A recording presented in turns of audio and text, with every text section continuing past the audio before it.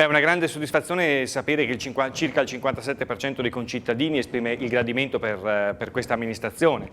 Un dato tra l'altro molto elevato, perché solo qualche anno fa, 3 anni fa circa, il dato era al 54%, abbiamo risalito circa 20 posizioni in Italia, siamo nei primi 30 in Italia e secondi in Veneto. Quindi una grande soddisfazione anche perché il lavoro fatto è stato molto difficile, con Vaia è stato assolutamente impegnativo cercare di avvicinarci più che si poteva alle aspettative, alle necessità dei concittadini in un momento di grande ansia, quindi di grande attesa nei confronti dell'amministrazione. Quindi è motivo sicuramente di grande soddisfazione questo risultato. Non siamo solo soddisfatti, ma ci sentiamo anche onorati e il nostro impegno continuerà con la massima forza possibile.